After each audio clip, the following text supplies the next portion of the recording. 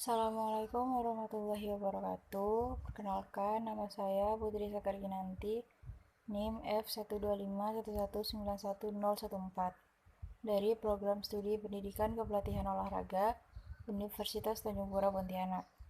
Di sini saya akan menjelaskan materi tentang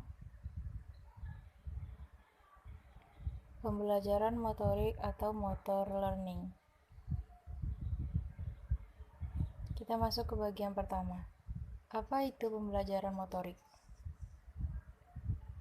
Pembelajaran motorik adalah segala perubahan yang berhubungan dengan gerak. Sedangkan belajar motorik merupakan belajar yang diwujudkan melalui respon-respon muskular yang umumnya diekspresikan dalam bentuk gerakan tubuh atau bagian tubuh. Selanjutnya, manfaat pembelajaran motorik.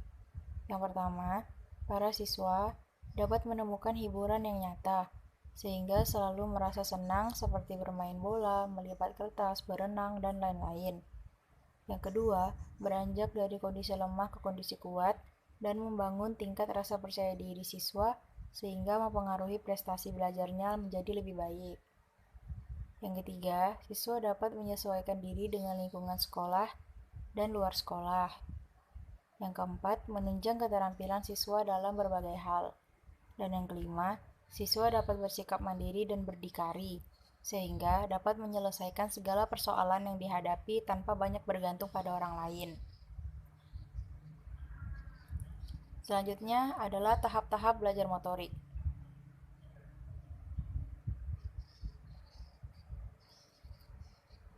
Tahap-tahap belajar motorik terdiri dari 3 tahap. Yang pertama adalah tahap kognitif, yang kedua tahap asosiatif, dan yang ketiga tahap otomatisasi.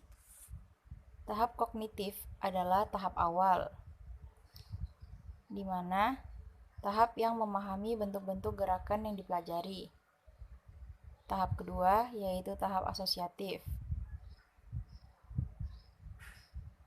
Tahap yang memusatkan perhatian pada bagaimana melakukan pola motorik yang benar. Yang ketiga, tahap otomatisasi atau tahap akhir. Tahap yang membuat seseorang atau anak makin ringan dalam penyelesaian tugas keterampilan.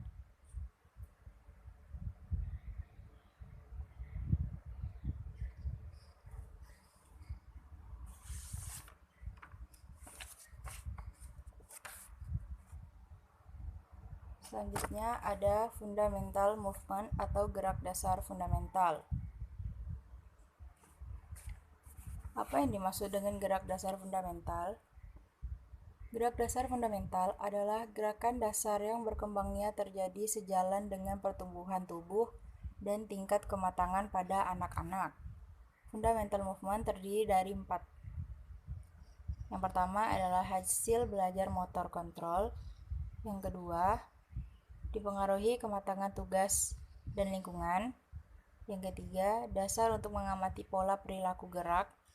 Yang keempat, mengeksplorasi dan mencoba kemampuan tubuh. Fase perkembangan gerak fundamental.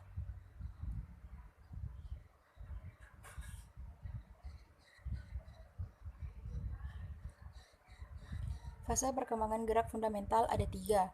Yang pertama itu initial, yang berarti menunjukkan. Yang kedua, elementary, yang berarti sinkronisasi. Dan yang ketiga, matur, yang berarti efisiensi. Selanjutnya, kategori gerak rudimentari. Gerak rudimentari adalah gerak yang terjadi karena perkembangan. Gerak rudimentari terdiri dari 3. Yang pertama ada stabilisasi atau stabil, yang terdiri dari mengontrol leher, mengontrol kepala, dan mengontrol lengan. Yang kedua adalah lokomotor. Gerakan berpindah dari satu tempat ke tempat yang lain. Contohnya berjalan, melompat, berlari, merangkak, dan merayap. Yang ketiga manipulatif. Gerakan memanipulasi objek tertentu dengan menggunakan tangan, kaki, atau bagian tubuh yang lain. Contohnya seperti melempar, menangkap, memukul. Selanjutnya adalah gerak refleks. Gerak refleks adalah respon gerak atau aksi yang terjadi tanpa kemauan secara dasar yang ditimbulkan oleh suatu stimulus. Gerakan refleks ini dimiliki oleh setiap orang. Kemampuan gerak refleks ini bersifat bawaan dan tidak perlu dipelajari. Contohnya, kedipan mata. Ketika mata kita terkena debu atau istilahnya itu kelilipan, maka dengan sendirinya mata itu akan berkedip.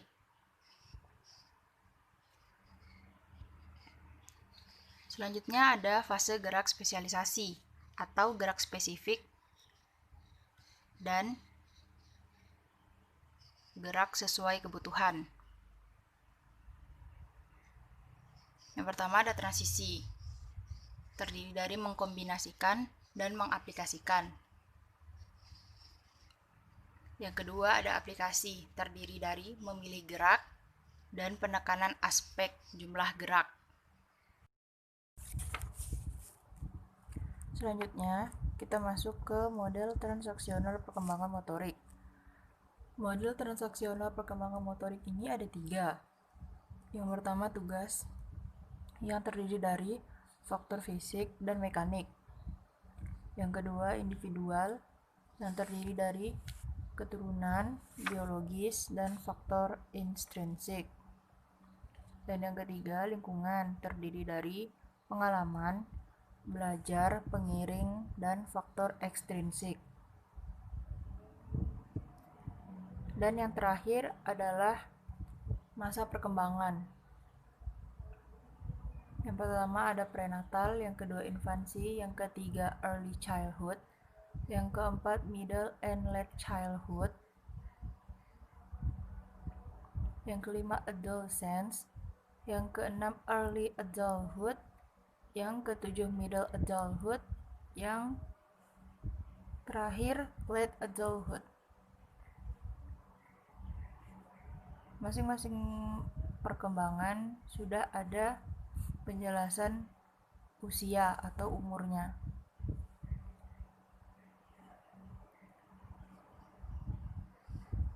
Mungkin cukup sekian penjelasan dari saya.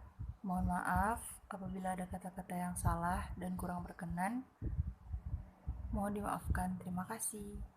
Pembelajaran motorik yaitu suatu proses perubahan yang relatif permanen dari sebuah pengalaman, bukan dari suatu perkembangan, dan akan bertahan dalam waktu yang relatif lama dan harus terus dilatih.